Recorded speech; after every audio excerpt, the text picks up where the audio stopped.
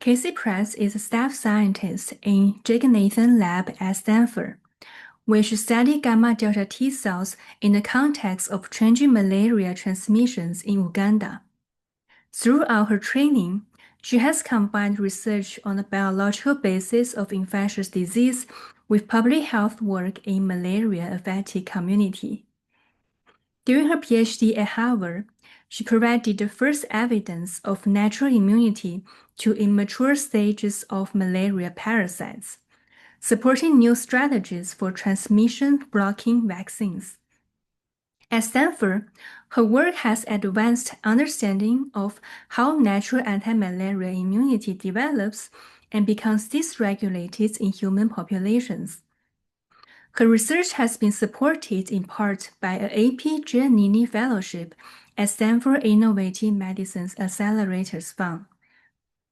The work she presented today focuses on using tonsil and spleen organelle to develop novel vaccines. Welcome. Well, thank you very much for the introduction and for the opportunity to present this work. I'll be presenting a recently published manuscript from PLOS Pathogens about Vδ2 gamma delta T cells and their response to malaria using tonsil and spleen organoids. This was work done in the Jagannathan Lab at Stanford in close collaboration with the Davis Lab and additional collaborators in Australia and Uganda. So the Jagannathan Lab focuses on immune responses to malaria. And as you may be aware, malaria remains a global health problem with more than 500,000 deaths around the world, predominantly in young children under age 5 and in pregnant women. And there's a huge need for new tools to treat and diagnose malaria, and particularly a malaria vaccine. There are some vaccines that are currently being implemented, but there are a range of different challenges with them. And one major challenge has been that there's drastic differences in efficacy between North American populations and African populations. So these are some examples here. The RTS vaccine is the first malaria vaccine implemented in Africa. And you can see here that antibody titers are dramatically lower in adults who have been consistently exposed to malaria as compared to children. And then here comparing antibody responses in American malaria-naive adults as compared to Kenyan adults, and the antibody titers are much lower in the Kenyan adults. And then this is some results from the PFS-PZ vaccine, which is a whole sporozoa vaccine, where the efficacy is quite high, even close to 100% in some studies of malaria-naive populations. And then in Mali, the efficacy was less than 30%. So clearly a huge difference here, and likely many different factors that are contributing to this difference. But one question that we had is whether prior exposure to malaria is impacting how immune cells, particularly innate and adaptive interactions, take place in the germinal center, in the lymph nodes, and whether that's then impacting the development of immune memory to malaria. And to look at this question, we decided to take advantage of the tonsil and spleen organoid systems. So this system was developed by Lisa Wager in the Davis Lab at Stanford. She's now at UC Irvine. And she published this paper in 2021, establishing this system and looking at it in the context of flu. And it's really a beautiful system to be able to look at innate adaptive interactions. So the cells are taken from dissociated tonsils or spleens. They're cryopreserved in suspension. And then the cells are plated into transwells and stimulated with the antigen of interest, the flu antigen in this paper. And then after a few days, you can see the cells reaggregate in the formation of the germinal centers, and the system can then be probed to look at the different cells and the antibodies that are there and their interactions. And importantly, this system recapitulates some key features of an adaptive immune response. So Lisa characterized flu-specific antibodies and enzymatic hypermutation, affinity maturation, plasmablast differentiation, and could see the T and B cell interactions in the germinal center as well. And then importantly, the system also overcomes some challenges of other models that we have available. So for malaria, a lot of people use animal models like mice models or monkeys, but the mice in particular do not replicate chronic malaria very well. And then traditional in vitro cell culture, of course, is limited by differences in the cells that are in the blood as compared to in tissue and lymphoid organs. So this is a powerful system to be able to look more closely at innate adaptive interactions. So we used these organoids. We used 13 tonsils and 3 spleens from malaria-naive American donors. We stimulated them with media, uninfected red blood cells as a negative control, or infected red blood cells. For the tonsils were stimulated for 7 or 14 days, and the spleens for up to 28 days. And then at those different time points, we were looking at the collecting the PBMCs and looking at the cell frequencies and immune responses by flow cytometry. And we could see the formation of the germinal centers with the malaria parasites added to the system. So first, looking at the cell frequencies as a percentage of total single cells. So we see that there were some differences from day 0 to day 7 or day 7 to day 14, but most of the cell types were actually not that different between different stimulation conditions, with the exception of the Vδ2 gamma delta T cells. So the Vδ2s are the subset of gamma deltas that are most common in the blood, actually. And here in the organoids, we see a clear proliferation and expansion of these cells in the malaria-infected red blood cell conditions. So both at day 7 and at day 14, these are statistically significant. We then looked at the cell frequencies as a percentage of their parent gate.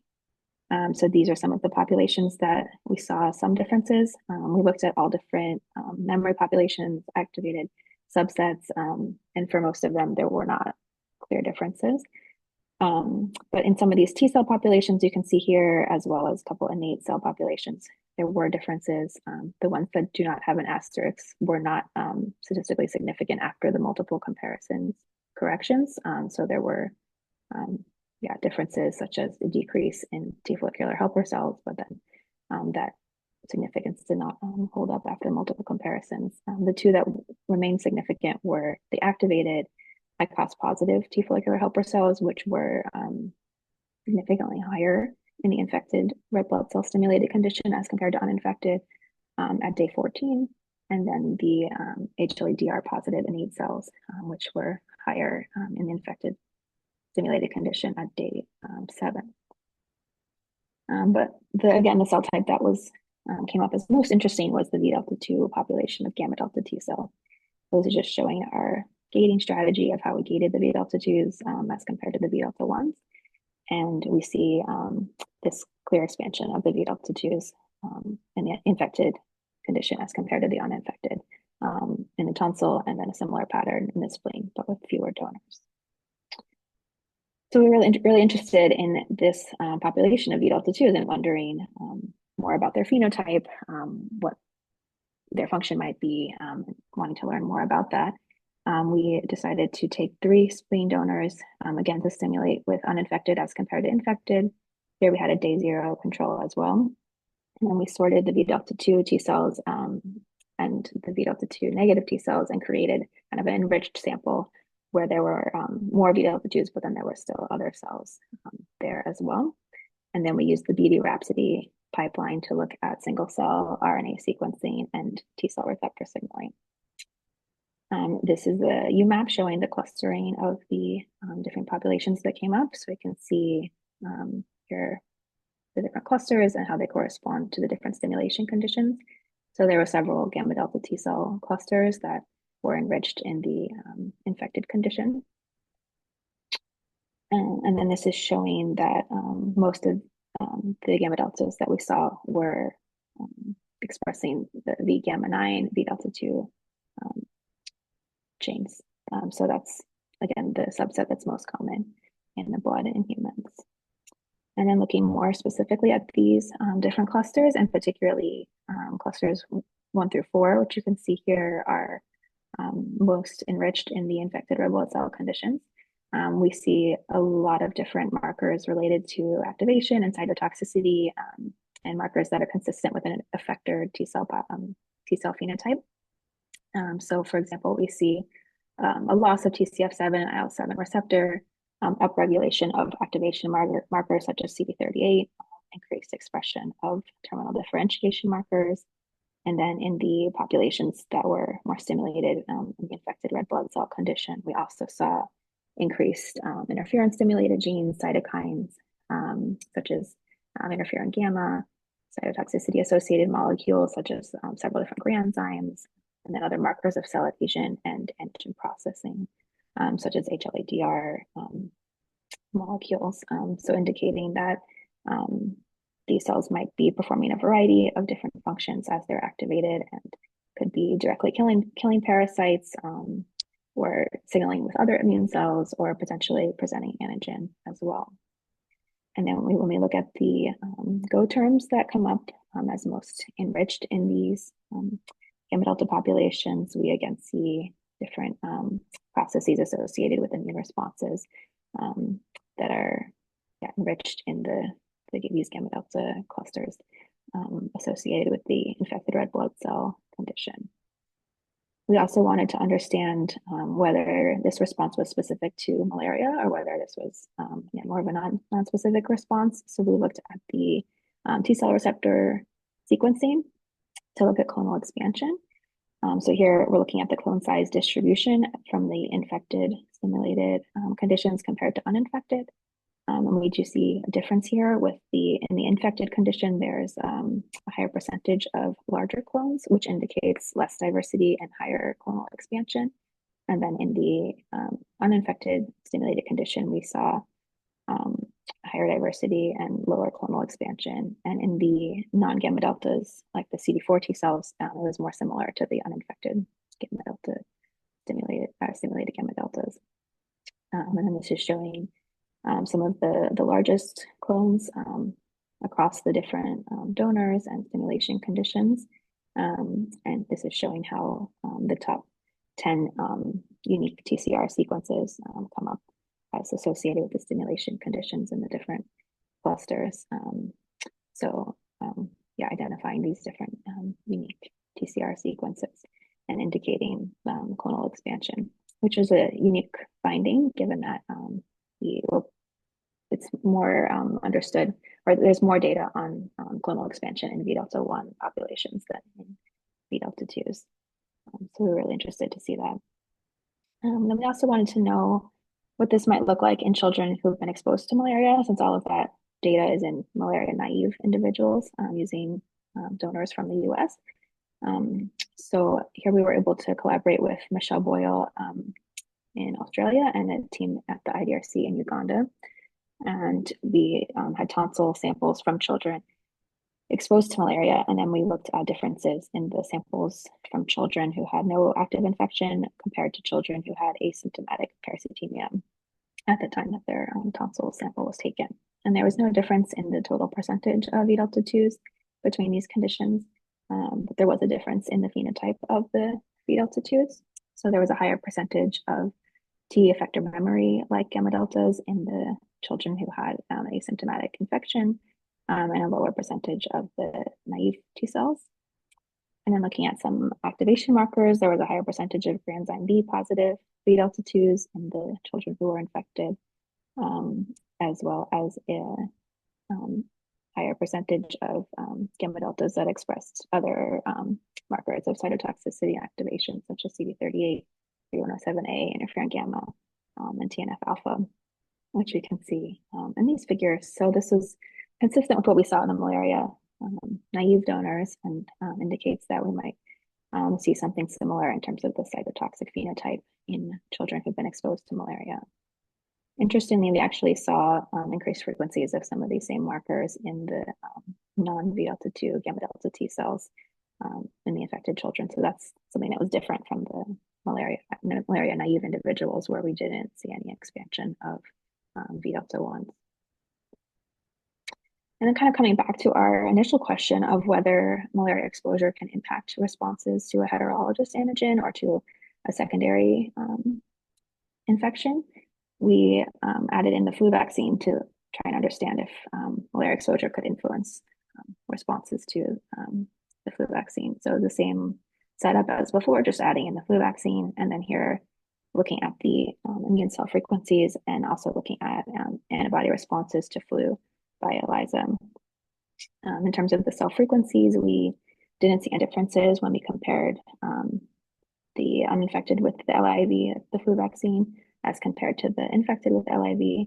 with the exception of the Vδ2s, which is explained by what we saw previously, that they expand in response to the infected red blood cells. Looking at the antibody responses, we looking at the LIV alone compared to the uninfected with the LIV, compared to the infected with the LIV. And we tested the supernatants of these cultures at 4 different dilutions, and then we looked at the area under the curve as the measure of the antibody responses. So there were not statistically significant differences at day 7. At day 14, there was a difference between infected plus the LIV compared to LIV, but there was no difference when compared to the uninfected. So indicating that, yeah, there's likely not a iRBC-specific response here.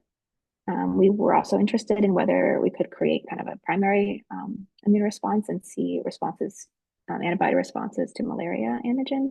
So we looked at antibodies to the parasite Schizon extract or specific parasite antigens such as AMA1, MSP1, and 2. And we did not see any IgG response. However, we did see some IgM responses to the parasite Schizon extract in about half of the donors. So suggesting that maybe our time points were too early to look at IgG responses, but that this system could be used in the future to look at primary responses to malaria.